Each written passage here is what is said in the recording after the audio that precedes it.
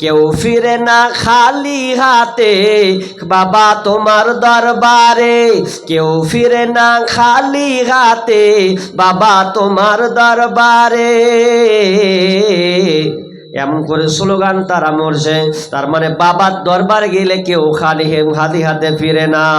তোমার বাবা যদি ন্যাংটা থাকে তোমার কপালে কি যে লেখা আছে। অনেক আবার বলে ন্যাংটা বাবার কাছে যা চাইবো তাই পাওয়া যাবে। আমি এক জায়গায় বললাম তোমার ন্যাংটা বাবার কাছে কি চাইবো, কি গোপন মাল আছে? ওর গোপন জিনিস তো ওপেন করে রেখেছে, ওর কাছে আবার কি চাইবো? যেটা তো গোপন জিনিস ঢাকার কথা ও তো দুনিয়ার লোককে দেখাচ্ছে। আবার বাবা তোমাকে কি দেবে?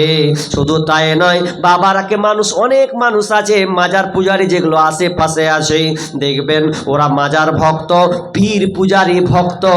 আর পীর পূজারীকে তারা এমন পর্যায়ে নিয়ে চলে গেছে, ওরা বলে নামাজ রোজা পড়তে হবে না, পানির নিচে বাতি জ্বলে ফু দিলে তা নিভে না। আরে বাবার নামে জিকির করলে নামাজ রোজা লাগে না। হ্যাঁ না এগুলা তো ওগুলো তো অনেক জায়গাতে এরকম আছে। অথচ আল্লাহকে বলে কিন্তু ওখানে আবার গায়রুল্লাহর সঙ্গে সংমিশ্রণ করে দেয়। আল্লাহর কাছেও যদি চাই তো ওরা পীরের কাছে সেজদা দেয়, সেজদা দিয়ে ওরা মান্যত মানে। অনেক মেয়ে আছে দেখবেন হানাফিদের মধ্যে আছে যারা পূজারি, ওরা কহে যে আমার মুরগি হারিয়ে গেছে তো বাবার নামে আজকে আমি ছাগল মানত মেনে নিল। ওর মুরগি হারালছে ওই জন্য ও ছাগল মানছে। তো একজন বলছে ভাই তোর সামান্য মুরগির দাম কত আর ছাগলের দাম কত? তোর মুরগি হারালছে তুই ছাগলের মানত মানবি? তুই জানিস মুরগির থেকে ছাগলের দাম বেশি না মুরগির দাম বেশি? কইছে আগে মুরগিটা তো পেতে দাও, তখন পরে মানত মানবো না। হ্যাঁ, মুরগিটা আগে পেতে দাও। এই রকম আছে। অনেক মেয়ে আছে সন্তান হয় না, ওখানে চলে যাচ্ছে। এবার চলেন, আমি শিরকের আলোচনা করছি না, খালি আপনাকে বুঝাচ্ছি যে সমাজের শিরিক মানে আপনি যে ঈমান হারা হয়ে বসে আছেন যে আপনি রোজা রাখবেন না, ঈমানকে আগে পরিপূর্ণ করুন। অনেক দেখবেন ভাইদের আপনার ছেলের গলাতে তাবিজ আছে না নাই? আছে। কোমরে তাবিজ আছে, প্রায় জায়গায় তাবিজ লিখেছেন। তাবিজকে এখন আজকে থেকে ছিঁড়তে হবে। যদি আপনি ওই তাবিজ নিয়ে আপনি সিয়াম রোজা রাখেন তাহলে আপনি ঈমান হারা হয়ে আছেন, রোজা রেখে কোনো লাভ হবে না। যত তাবিজ আছে সবকে ছিঁড়ে ফেলতে হবে। তাবিজে কোনো উপকার নাই, কোনো উপকার নাই। এখন বলবে মৌলভী সাহেব এরা তো মৌলবীরাই ফুক মেরা মারছে। জি, প্রশ্ন আসবে কি আসবে না? আসছে তো। তো আমি বলি ভাই মৌলবী হলে কি হবে? ধানের মধ্যে পাতান থাকে না? থাকে না? থাকে তো। ধানের মধ্যে পাতান থাকে। আচ্ছা বলেন যে আপনারা যখন ধানকে বাতাসে ফ্যানে বা মারেন তখন আপনারা দেখবেন ধান একদিকে যায় পাতান একদিকে যায়, যায় না? আচ্ছা পাতানটাকে বেশ গ্রহণ করেন না ধানটাকে গ্রহণ করেন? ধান। পাতানকে একদম পুড়াবেন, লাস্টে ফেলে দিবেন। তো দেখতে পাতান ধানের মতন কিন্তু ধান লয়। আর সব মৌলবি দেখলে যে মৌলবির মতন কিন্তু সব মৌলবি লয়, বাট পারও আছে। ভালো করে রাখবেন, বাট পারও ঢুকে আছে। তাহলে আপনি যে তাবিজ মারছে, অনেক আবার খালারা বলছে যে তাবিজ দিয়ে ফের ভালো হচ্ছে দেখছি, এরকম বলে না? হাজারো ভালো হলো আপনাকে ছাড়তে হবে। আচ্ছা বলেন তো, আপনারা বলেন শুকরের মাংস খাওয়া হালাল না হারাম? হারাম। আচ্ছা শুকুর মাংস হারাম কেন? আল্লাহ কোরআনে হারাম করেছেন সূরা মাইদাতে, ওই জন্য হারাম। আচ্ছা এখন আমি যুক্তি দিতে পারি যে শুকর হারাম হলো তো কি হলো? শুকরকে নিয়ে আসবো, বিসমিল্লাহ করে জবাই করব, তাও তো 20 কেজি মাংস পাবো। হাজি তো 20 কেজি মাংস করে যদি আমি খাই তো খেয়ে ভাতের সঙ্গে মেখে খাবো। আচ্ছা পেট ভরবে কি ভরবে না? কথা বলেন না জি? আচ্ছা ভরবে। তাহলে কি দরকার, পেট যে ভরছে রেজাল্ট তো পাচ্ছি সঙ্গে সঙ্গে, তো কেন ফের খাবো না? যুক্তি দিয়ে আপনার 1 পয়সা লাভ হবে না, যুক্তি শরীয়তে খাটবে না। যেটা হারাম হারাম, বিশ্বনবী তাবিজকে হারাম করেছেন, লটকানো যাবে না কোনো জিনিস। শুনলেন, শিরিক খুবই ভয়াবহ কঠিন একটা জিনিস। শিরিক, আপনি দুনিয়ার যত পাপ আছেন, আপনি পাপ করেও আল্লাহ যদি আপনাকে চাই তো আপনাকে জান্নাত দিয়ে দেবে। কিন্তু শিরিক এত ভয়াবহ পাপ, আল্লাহ তাআলা বলেছেন আমি শিরিককারীকে কোনোদিন ক্ষমা করব না। আবু জার রাদিয়াল্লাহু তাআলা আনহু বিশ্ব নবীর সঙ্গে আছেন, এমন সময় আল্লাহ রাসূল বলছেন, আবু জার রে, তুমি এখানে থেকে যাও, আমি একটু সাইড থেকে আসছি। এবার বিশ্ব নবী আর হচ্ছেন, আর হওয়ার পর জিবরিল আমিন এসে বলছেন, জিবরিল আমিন আর আল্লাহর রাসূলের সঙ্গে একটা লোকালয়ে গল্প করছেন, আলোচনা করছেন। এমন সময় কথা কমপ্লিট করে আবু রাসূল সাল্লাল্লাহু আলাইহি ওয়াসাল্লাম আবু জারের কাছে যাচ্ছেন, আর মুখে বলতে বলতে আসছেন, লোকটা চুরি করলেও, লোকটা জেনা করলেও, লোকটা চুরি করলেও, লোকটা জেনা করলেও। আবু জার বলছেন, ইয়া রাসূলুল্লাহ, আপনি কি বলছেন? লোকটা জেনা করলেও চুরি করলেও লোকটা জান্নাতে যাবে, জেনা করলেও জান্নাতে যাবে, চুরি করলেও লোকটা জান্নাতে যাবে। একটু খুলে বলেন আপনি কার সঙ্গে কথা বলছিলেন? আর আপনাকে উত্তর দিয়েছিল, বলছেন, এ আবু জার, জিবরিল আমিনের সঙ্গে আমার এখন কথা হলো, আর গোপন লোকালয়ে কথা হলো। জিবরিল আমিনকে বলছে, কোন বাংলার বান্দা যদি শিরিক না করে মারা যায়, ওয়ামান মাতা ইশরিকু বিল্লাহি শাইয়া দাখালান নার, ওয়ামান মাতা লা ইশরিকু বিল্লাহি শাইয়া দাখালাল জান্নাহ। বিশ্বনবী বলছেন, কেউ যদি বিন্দু পরিমাণ শিরিক করে, বিন্দু পরিমাণ যদি সরিষা বরাবর যদি শিরিক করে দেয়, তাহলে লোকটা জাহান্নামে যাবে। আর যদি সে শিরিক পরিমাণ আপনার কিনা তিল পরিমাণ, সরিষা দানা পরিমাণ যদি শিরিক না করে, লোকটা জান্নাতে যাবে। এবার বিশ্বনবী আবু জারকে বলছেন, আবু জার, লোকটা যদি শিরিক না করে মারা যায় তাহলে লোকটা জান্নাতে চলে যাবে। তখন আল্লাহ রাসূল বলছেন, আমি জিবরিলকে বললাম, জিবরিল রে, লোকটা যদি চুরি করে বেড়ায়, লোকটা যদি মদ পান করে, লোকটা যদি জেনা ব্যভিচার করে বেড়ায়, তাহলে কি লোকটা জান্নাতে যাবে? আল্লাহ রাসূল বলছেন, হ্যাঁ, লোকটা জান্নাতে যাবে। এখনো সমাপ্ত হয়নি, ভালো করে শ্রবণ করুন। তার মানে তিনি কেন বলতে চাইলেন যে চুরি করলো কি জান্নাতে যাবে? চুরি করা হচ্ছে পাপ, চুরি করা হচ্ছে পাপ, গুনার কাজ। আর আপনার জেনা করাটা হচ্ছে বড় পাপ, এটাও একটা কাবিরা গুনাহ। তো জেনা করে মানুষ, যদি জেনা করে তাহলে বিয়ের আগে যদি কোনো ছেলে মেয়ে জেনা করেন, কোনো ছেলে মেয়ের সঙ্গে সম্পর্ক কায়েম করে, তাহলে তাকে 100 বেত্রাঘাত, 100 লাঠি তাকে মারতে হবে। আর কোনো ছেলে যদি বিয়ে করার পর কোনো মেয়ের সঙ্গে শারীরিক সম্পর্ক কায়েম করে দেয় আর 4টা সাক্ষী প্রমাণ হয়ে যায়, তাহলে ওই মেয়েটাকে বাঁচতে দেওয়া হবে না।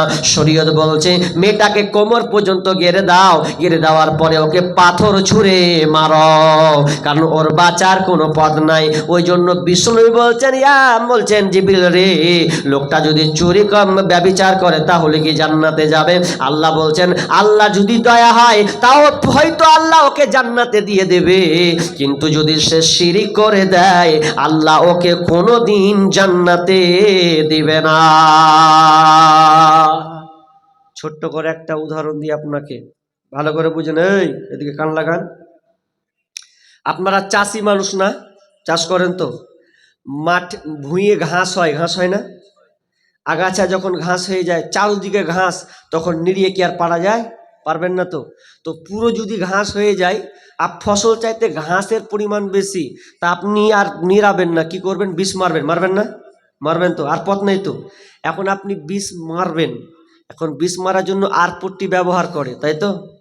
বা হলুদ কালারের বিষ, ঠিক বলেছি না ভুল বলেছি? ওটা ব্যবহার করবেন। বা কেউ আবার কোটা ইউজ করে, যার যেটা আছে। এবার আপনি বাড়ি থেকে বের হয়ে আপনি মার্কেটে যাচ্ছেন, দোকান যাচ্ছেন, কি নেবেন? তো বিষের বোতল নেবেন। তা আপনার বিবি বলছে, আচ্ছা শুনছো, কোনটা যেছো? বলছে বিষ আনতে যাচ্ছি রে। যে যা যাবে যাওগা, তোমার বেটা জ্বর হয়েছে, যে সিরাপ গলা একটা লিবা, প্যারাসিটামল লিয়ে আনবে। ঠিক আছে, ভালো করে উদাহরণটা বুঝেন। এবার ও বাজারে গেল, বাজারে গিয়ে ফার্মেসি গিয়ে বেটার ওষুধ নিল, প্যারাসিটামল, কথা বুঝছেন তো? নিল, নেওয়ার পর এবার সারের দোকানে, বিষের দোকানে গিয়ে একটা বিষের বোতল নিল, 2টাকে ব্যাগে ভরে নিয়ে বাড়ি হয়ে একদম দম দম করে চলে আসছে। তো তো বাড়ি যখন আসছে, তো বাড়ি আসার পর বেটা ছেলে মানুষ, তাড়াহুড়া মানুষ, মাঠের দিকে যাবে বা কোথাও যাবে, তো ওর স্ত্রীকে আর না ডেকে দুটা বোতল সেরাপকে এক জায়গায় রেখে দিয়েছে, আলমারিতে এক জায়গায় একসাথে রেখেছে। তো এখন কোথায় কোনটাই যাচ্ছ জি? বলছে যাও যে লেস ওষুধ, লেসি বেশি ফাঁকা ফাঁকা করেছি না, দেখ আলমারিতে আছে, লিয়া 5 ml খাইয়ে দেগা। ই পাগলি কিছু বুঝে না, কোনটা সেরাপের ওষুধ আর কোনটা বিষের বোতল কিছু বুঝেনি। না বুঝেছে তখন কি করবে, ও মনে করেছে এটাই মনে হয় জ্বরের বোতল ওষুধ, তো প্যারাসিটামল না ধরে বিষের বোতল ধরে লিয়া ঝিপি খুলে দিয়া 5 ml বেটাকে বিসমিল্লাহ করে খেলেছে, জ্বর ভালো হবে। আচ্ছা বলেন, আপনারাই বলেন, বেটা বাঁচবে না মরবে জি? মরবে। এখন বিসমিল্লাহ করে যদি বিষের বোতল আপনার বিষ খাওয়াই তো মরবে। আচ্ছা কেন মরবে? ভুল যে করে দিয়েছে, ও এটা তো নিজে থেকে খাওয়াইনি, ওটা জ্বরের ওষুধ মনে করে খাইয়ে দিয়েছে, তো কেন মরবে? তাও মরবে না, জেনে না চেনা হলে তো কিলো। তো শোনেন ভালো করে, কান লাগান। ওই মেয়েটা ভুল করে খাইয়েছে, এটা সে বুঝতে পারেনি, এর জন্য এরপর মরবে। যদি আল্লাহ ওই বাচ্চার হায়াত রাখে তাহলে বেঁচে যেতে পারে, যদি আল্লাহ ওর হায়াত রাখে তো বেঁচে যেতে পারে। কিন্তু শুনলেন, যদি কোনো ব্যক্তি শিরিক করে মারা যায় আর তওবা যদি না করে, তওবার রাস্তা খোলা থাকার পরে তওবা করলো না, শিরিক করে সে মারা গেল, তাহলে ওই লোকটা কোনোদিন জান্নাতে যাবে না। শিরিক থেকে বাঁচার চেষ্টা করুন, আগে ঈমান মজবুত করেন। ঈমান, এই অনেক ছেলের হাতে দেখবেন আংটি আছে, নাই আংটি আছে, বিদেশে একদম লেবার খাটতে দিচ্ছে, কে কলকাতা, কে কেরালা, কে মুম্বাই, কে চেন্নাই, দিয়ে একদম 10টা 8 আবার কি বলে যে আংটি পরে আসছে, ওকে যদি বলছি যে আংটিটা কিসে, বলছে কেরামতি, কেরামতি আংটি। যে কি আংটি, কি হবে তোর আংটিতে? বলছে এটা আংটি এত পাওয়ার, বলছে টেরা এসে আমাকে ধাক্কা মারতে পারবে না, আংটি ওকে বাঁচাবে। ওকে এটা বুঝিয়ে দিয়েছে যে আংটি পরে লাও, তো তোমাকে যখন গাড়ি অ্যাক্সিডেন্ট করবে তো তুমি উল্টা পড়বে না, সিধা গাড়ি উল্টা পড়ে যাবে। তো এইরকম বিশ্বাস করে অনেকে আংটি ব্যবহার করে। এরকম অনেক ছেলে আছে, না আংটির আপনার কোনো কাজ করতে পারে না, আংটি আপনার কোনো উপকার করতে পারে না। হ্যাঁ, তবে যদি আপনি সৌন্দর্যের জন্য যদি আপনি ইউজ করেন তাহলে আপনি ব্যবহার করেন আংটি, কোনো অসুবিধা নেই। কিন্তু আমরা অনেক সময় বিশ্বাস করে আংটি ব্যবহার করছি, চলবে না। অনেক লোক আছে দেখবেন, দোকান যখন দোকান খুলে দিয়ে বলছে, কেউ যদি প্রথমে বলে যে ভাই আমাকে 20 টাকা এটা দাও, তো টাকা নেই, পরে ধরে এখনি তোকে ধার দিয়ে দেবো, প্রথমে যদি ধার দিয়ে দেবো তো বাকি আমার 6 ঘন্টা খালি ধারে চলবে, লাভ হবে না। তো এই যে বিশ্বাসটুকু নিয়ে আসবে, এটাই শিরক হয়ে যাবে, এটাই শিরকের পর্যায়ে পড়ে যাবে। অনেক দেখবেন মুসলমানেরা আবার এটা শুরু করেছে ইদানিং, হিন্দুদের দেখা দেখি, ওরা ওদের ধর্ম ওরা পালন করুক, আমাদের আপত্তি নাই, আপনি কেন পালন করবেন? তো বলছে সন্ধ্যা যখন হচ্ছে তো ওরাও ধূপকাঠি ধরাচ্ছে, বলছে হিন্দুরা ধরাচ্ছে, বলছে এখানে নাকি বরকত আছে, ধরালে বরকত বাড়বে। আচ্ছা ধূপকাঠিতে কোনো বরকত আছে? এইরকম যদি কেউ বিশ্বাস করে তাহলে তার ঈমান গেল, থাকবে না। তাহলে আমরা কত এত ডুবে আছি তা লয়। দেখবেন ট্রাকের পিছনে অনেক দেখবেন জুতা ঝুলায়, কি ঝুলায় না? লরিতে জুতাটা কেন ঝুলায়? অ্যাক্সিডেন্ট হবে না তার জন্য। মানে ছিঁড়া জুতার পাওয়ার দেখেন, মানে ছিঁড়া জুতার পাওয়ার বলছে তো দিলে অ্যাক্সিডেন্ট হবে না। আচ্ছা অ্যাক্সিডেন্ট দেওয়া না দেওয়ার মালিককে? আল্লাহ। তো আপনি ছিঁড়া স্যান্ডেলের উপরে আপনি নির্ভরশীল হলেন কেন? জি না, এটা আপনাকে পরিপূর্ণ ঈমান আপনাকে নিয়ে আসতে হবে। আল্লাহর উপরে ঈমান, ওয়াল ইয়াউমিল আখির, আখিরাতের উপরে ঈমান, ওয়াল মালাইকা, ফেরেশতার উপরে ঈমান নিয়ে আসতে হবে, ওয়াল কিতাব, কিতাব কোরআনের উপরে ঈমান নিয়ে আসতে হবে, ওয়ান নাবিয়িন, আর নবীদের উপরে ঈমান নিয়ে আসতে হবে। আর একটা ওয়াকদসার কদরি খায়রি ওয়া শাররিহি, আর ভালো মন্দের তাকদীরের উপরে আপনাকে ঈমান নিয়ে আসতে হবে। তাহলে 1 নাম্বার, আপনি ঈমান যতক্ষণ পর্যন্ত পরিপূর্ণ নিয়ে আসবেন ততক্ষণ পর্যন্ত আপনার রোজা গ্রহণযোগ্য হবে না। এবার বিশ্বনবী বলছেন, রাবি হচ্ছেন আবু হুরায়রা, আল্লাহ রাসূল বলছেন, মান সামা রমাযানা ঈমানাও ওয়া ইহতিসাবা গুফিরা লাহু মা তাকদ্দামা মিন যামবি। বিশ্বনবী বলছেন, মান সামা রমাযানা, যখন রমজান মাস আসে, যারা রমজান মাসে রোজা রাখবে 2টা শর্ত তাকে গ্রহণ করতে হবে। মান সামা রমাযানা, তার মানে কি, একটা কি ঈমানাও ওয়া ইহতিসাবা, ঈমানাত ওয়া ইহতিসাবা, যদি এই 2টার শর্ত মেনে চলে, গুফিরা লাহু মা তাকদ্দামা মিন যামবি, তাহলে আল্লাহ তাআলা তার পূর্বের যত গুনাহ আছে সমস্ত গুনাহকে আল্লাহ ক্ষমা করে দিবেন। আগের যত পাপ আল্লাহ ক্ষমা করে দিবেন, তবে শর্ত 2টাকে আপনাকে পরিপূর্ণ আগে মেনে নিতে হবে, তাহলে আপনার রোজা আল্লাহ কবুল করবেন। একটা কি, ঈমান। ঈমানকে সম্পূর্ণ মজবুত, কোনো পোকা লাগা হলে হবে না, একবারে নির্ভেজাল নিখুঁত ঈমান আপনাকে পরিপূর্ণ নিয়ে আসতে হবে।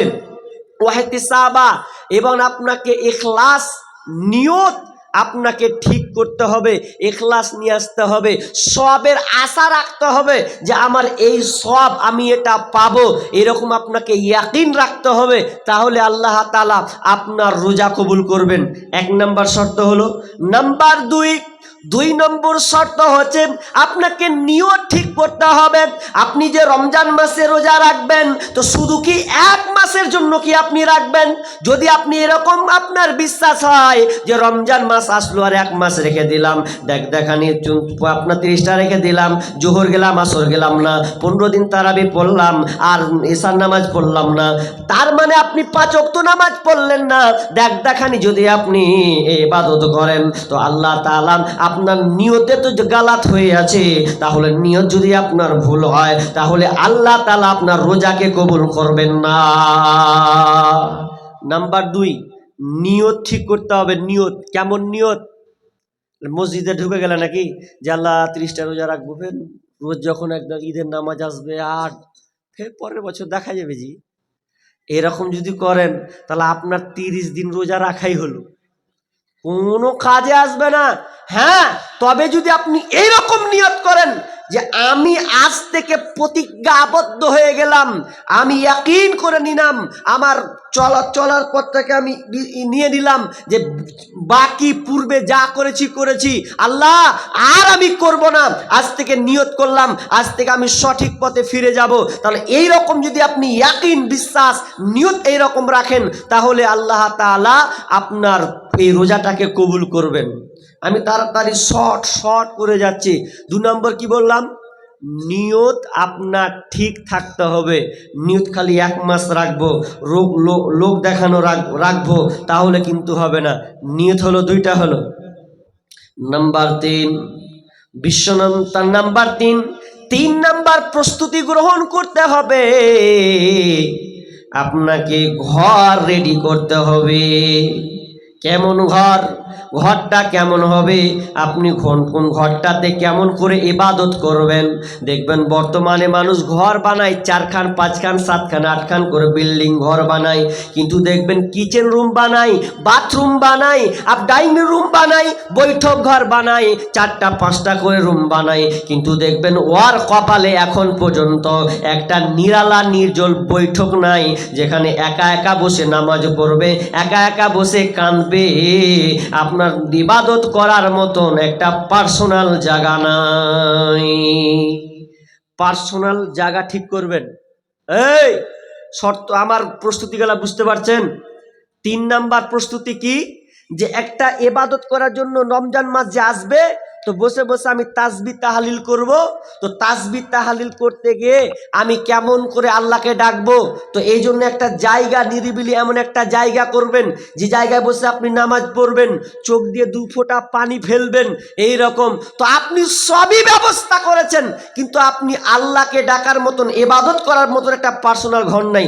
আগে দাদি নানিরা একটা উঁচু করে একটা জায়গা করতো সাইডে, যে ওখানে বসে বসে আল্লাহর তাসবিহ তাহলিল ইবাদত গুজারে থাকতো। কিন্তু এখন মানুষ কোটি কোটি টাকা দিয়ে বিল্ডিং করে, বাড়ি করে, লাখ টাকা খরচ করে, দেখবেন ওর কিচেন রুম আছে বা বাথরুম আছে, আপনার কি নাম বৈঠক ঘর আছে, সবই আছে, কিন্তু পার্সোনাল কোনো ইবাদত ঘর নেই।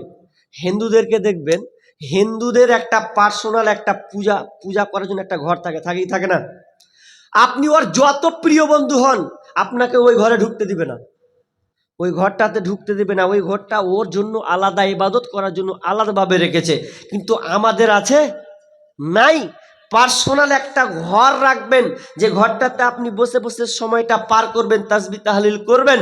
কিন্তু আমরা এই ঘরটা এখন পর্যন্ত আমরা ঠিক করতে পারিনি। তাহলে 3 নম্বর, আপনাকে জায়গা ঠিক করতে হবে, যে জায়গাটা থাকলে বসলে আমি আল্লাহর হস্তে আল্লাহর জিকির আজকার করে আমি সময়টা পার করে দেব। 3 নম্বর, সরসরকে বলছি।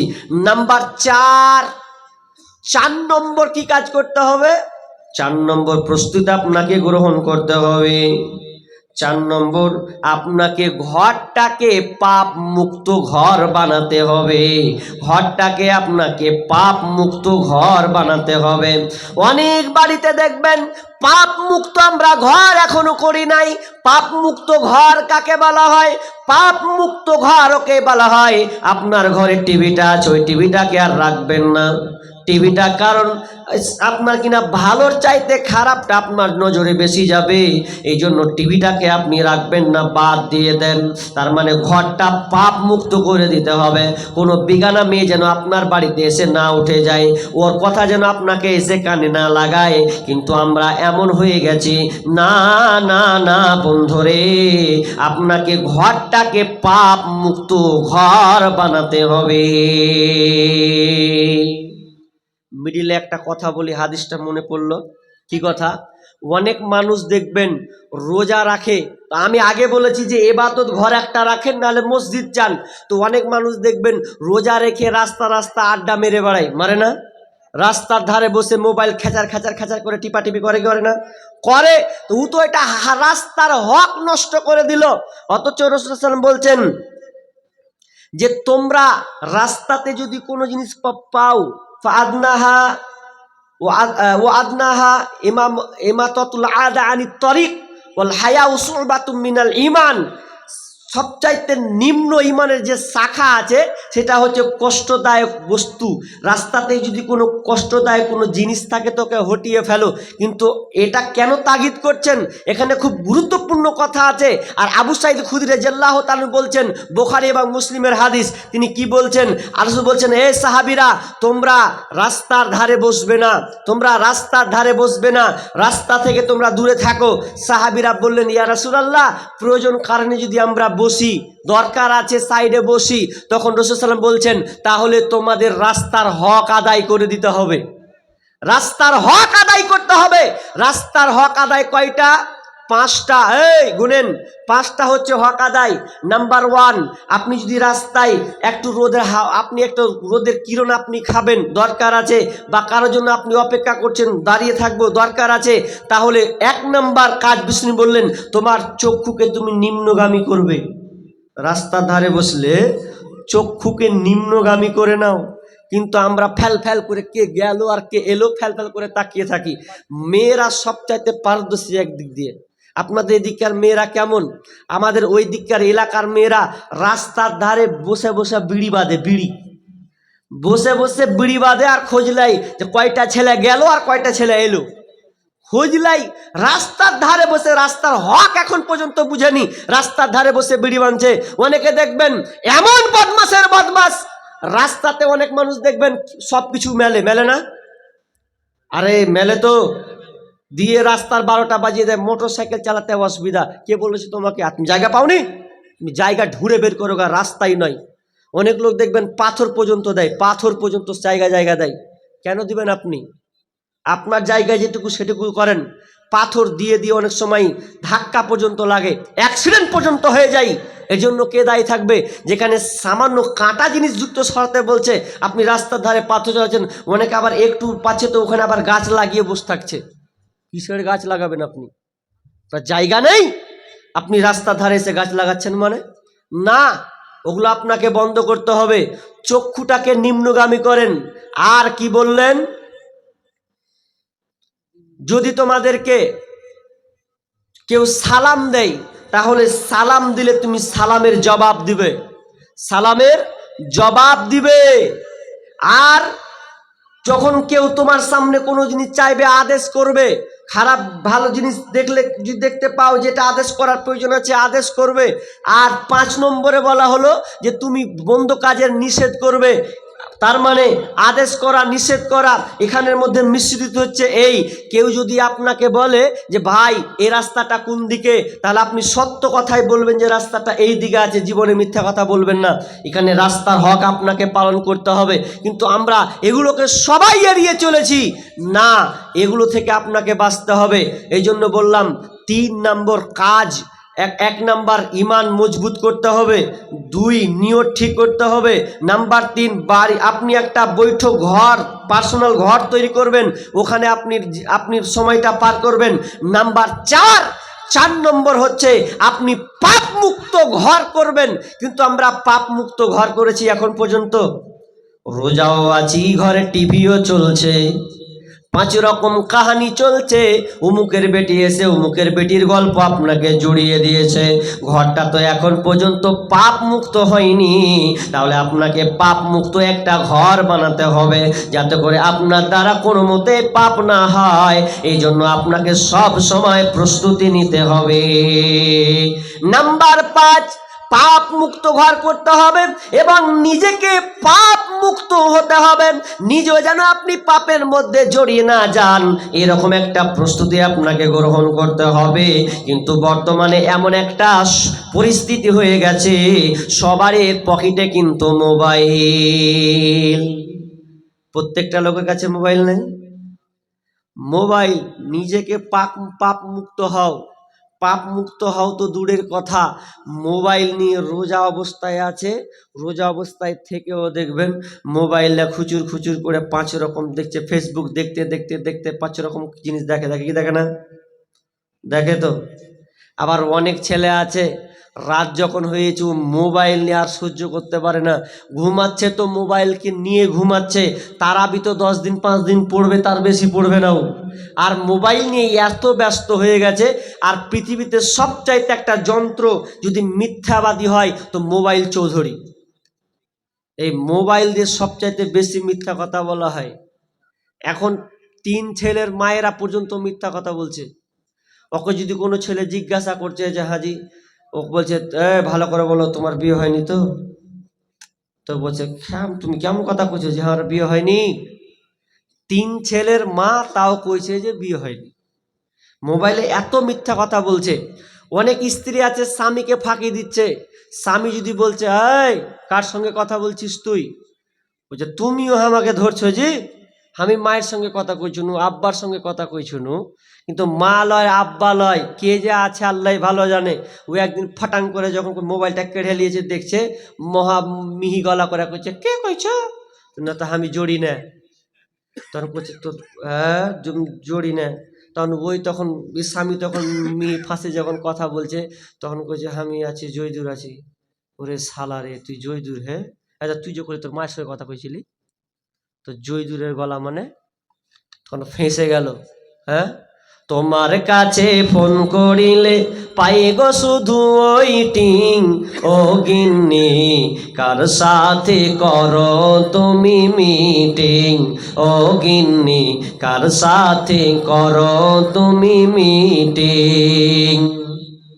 তার কাছে জিজ্ঞাসা করলে বলে আপা ফোন করেছে, বিবিকে মোর জিজ্ঞাসা করলে বলে দাদা ফোন করেছে। একবার কয় বাপের কথা, একবার কয় মায়ের কথা, একবার কয় বাবার কথা, একবার কয় ভাইয়ের কথা, এইভাবে কতদিন করবা চিটিং, ও গিন্নি কার সাথে করো তুমি মিটিং, ও গিন্নি কার সাথে করো তুমি মিটিং। ওরে নামাজে রোজার ধার ধারে না, মোবাইলে ব্যস্ত, স্বামী তাহার ফোন করিলে কথা কই না সে তো। ওরে স্বামী তাহার ফোন করিলে কথা কই না সে তো, স্বামী কয় প্রাণের বিবি কত ভালোবাসি আমি, স্বামী কয় প্রাণের বিবি কত ভালোবাসি আমি, তোমায় আমি ফোন করিলে পাই গো শুধু ওয়েটিং। ও গিন্নি কার সাথে করো তুমি মিটিং, ও গিন্নি কার সাথে করো তুমি মিটিং। রোজা থাকায় অবস্থায় অনেক ছেলে প্রেমিক প্রেমিকা নিয়ে আপনার কিনা ব্যস্ত থাকেন। দিনে রোজা, রাত হয়ে গেলে শুয়ে শুয়ে প্রেমিকার সঙ্গে কথা বলে।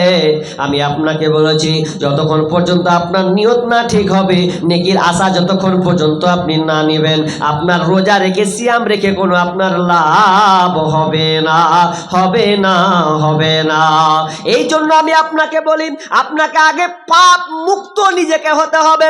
আল্লাহ তাআলা বলছেন ওয়ালা তাকরাবুজ জিনা ইন্নাহু ওয়ালা তাকরাবুজ জিনা, তোমরা জিনার নিকটবর্তী হবে না, কারণ এই জিনাটা এত জঘন্য, এত খারাপ। যদি তুমি জিনার মধ্যে চলে যাও তাহলে তুমি এই পথে পা দিলে সহজে বের হতে পারবা না, কারণ এই জিনার পথটা এত সবচাইতে নিকৃষ্ট একটা পথ। অথচ যুবককে দেখবেন রোজা রমজান মাসেও প্রেমিকার সঙ্গে সম্পর্ক থাকে।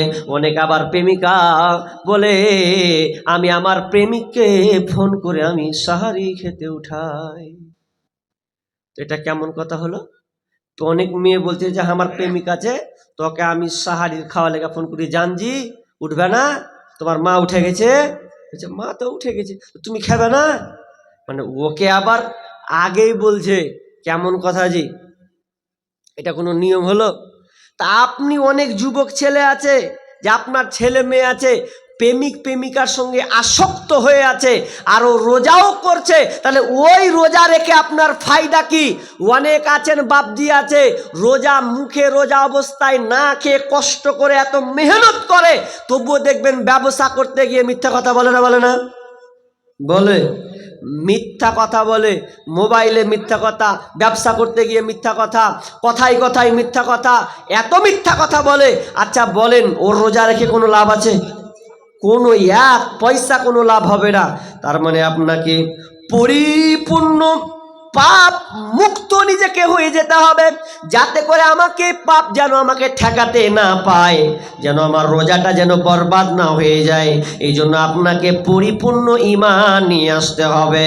আর এখন বর্তমানে শুনলেন বন্ধুরে আমার, আপনাদেরকে বলি আসলে পরিপূর্ণ আল্লাহর উপরে আমাদের ভয় নাই। যদি আমাদের পরিপূর্ণ আল্লাহর উপরে ভয় থাকতো তাহলে হয়তো আমরা কোনো দিন এই পাপের মধ্যে ডুবে থাকতাম না। ছাড়েন, 5টা কথা আপনাকে আমি বললাম, 5টা কথা আমি আপনাদেরকে বলেছি, ভালো করে গুরুত্ব দেন। সেটা কি? যে আপনি সম্পূর্ণ পাপ মুক্ত জীবন আপনাকে করতে হবে। কিন্তু এখন দেখা যায় বর্তমানে অনেক ছেলে মেয়ে আছে যে পাপ মুক্ত হতে পারছে না, প্রেমিকের পাল্লায় পড়ে। আপনার কিনা একটা ছেলে মেয়ের সম্পর্ক করে দিয়ে এমন একটা পর্যায়ে চলে যায়, সামনে একটা সময় আসছে, আজকে হচ্ছে আপনার 5 তারিখ, তাই তো? 5 ফেব্রুয়ারি সামনে একটা গুরুত্বপূর্ণ বেহায়া দিবস আছে, যেই বেহায়া দিবসটার নাম হচ্ছে 14ই ফেব্রুয়ারি। নাই? 14ই ফেব্রুয়ারি অনেক বাপজি বুঝেই না যে 14ই ফেব্রুয়ারি কি। তোমার বেটা বুঝে। 14ই ফেব্রুয়ারি কাকে বলা হয়? যেই 14ই ফেব্রুয়ারিতে একটা ছেলে মেয়ে একাকার হবে, নির্জনে একাকার নিরিবিলি পার্কে গিয়ে তারা একসঙ্গে কথা বলবে, আপনার ভালোবাসার কি একটা ভালোবাসা দিয়ে আপনার ফুল দিয়ে তাকে আপনার সম্পর্কে গভীরতায় তারা চলে যাবে, এমন নিম্ন পর্যায়ে চলে যাবে যে তারা আপনার কিনা জেনার চাইতে জঘন্য যে কাজটা সেদিন 14ই ফেব্রুয়ারির নামে হয়। এই জন্য সেদিন একটা কবিতা বলেছিলাম যে এই জঘন্য, অনেক বলে এটা 14ই ফেব্রুয়ারি ভালোবাসা দিবস, জীবনে এটা ভালোবাসা দিবস হতে পারে না, এটা হচ্ছে নোংরামিতার দিবস, জেনা করার দিবস। এটা কখনোই হতে পারে না। 14ই ফেব্রুয়ারি নামে চলছে বেঈমানি, হীরার চেয়ে দামি জিনিস হারায় অনেক নারী। 14ই ফেব্রুয়ারি নামে চলছে বেঈমানি, হীরার চেয়ে দামি জিনিস হারায় অনেক নারী। দুষ্টু ছেলের মিষ্টি কথায় পরে নারী ফাঁদে, সব হারিয়ে বোনটি আমার বসে বসে কাঁদে। প্রেমের নামে চলছে এখন, প্রেমের নামে চলছে এখন অশ্লীলতার ছোঁয়া, কত মনে নারী সম্মান পান্তা ভাতার মোয়া। নারী তুমি সম্মানিতা, নারী তুমি সম্মানিতা, সব ঘরেরই আলো, লাগলে ছোঁয়া পঙ্কিলতার জীবন হবে কালো। আজকে ছেলে মেয়েরা এমন জেনার মধ্যে ঢুকে গেছে, খবরদার না না, এগুলোর মধ্যে আপনারা জীবনে পড়বেন না।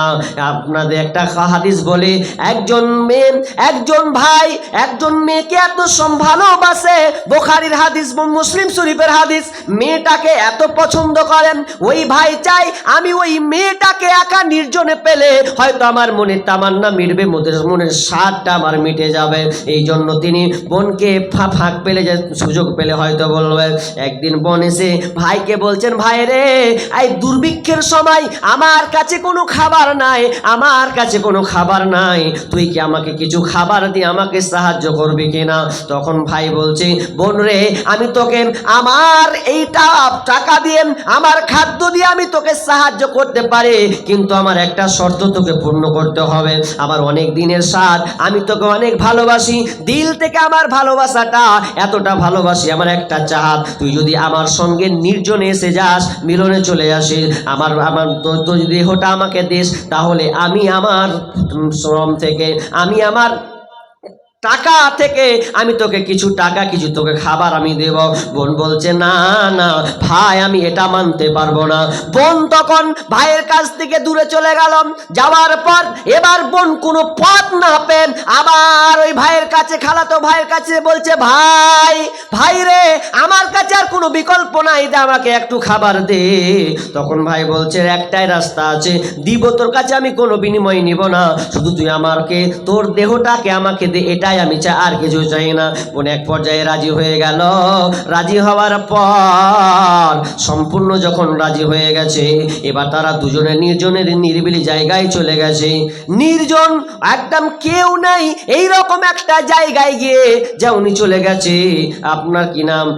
মেয়ে, আপনার কি নাম? ওই ছেলেটা উলঙ্গ, মেয়েটাও একটা উলঙ্গর পর্যায়ে চলে গেছে। এখানে ছোট বড় সবাই আছে, উদাহরণটা শুধু আপনাকে দিচ্ছি। একটা মিস্ত্রি যখন ইট যখন গাঁথে, ইট দেয়, তারপরে মশলা, তারপরে ইট দেয়, ইটের উপরে মশলার পরে ইট এভাবে চাপানো হয়। তারা দুজনে ছেলে মেয়ে একসঙ্গে এমনভাবে জমাট হয়ে গেছে, পরনে কারে কোনো কাপড় নাই। এমন সময় বোন বলছে, ভাই ইত্তাকিল্লাহ, আল্লাহকে ভয় কর রে বোন। এখনো বলছে, ভাই এখনো আল্লাহকে ভয় করো, সময় আছে, সময় আছে, এখনো তুমি কাজ শুরু করে দাওনি, এখনো তুমি ভেতরে ঢুকে যাওনি, তুমি এখনো আল্লাহকে ভয় করো। সঙ্গে সঙ্গে ভাই লাফ দিয়ে নিচে এসে পড়ছে, তুমি আমাকে এমন কথা বললে, আল্লাহর ভয় সম্পর্কে তুমি আমাকে বললে, না না না, তাহলে তো আমি এই কাজ করতে পারি না।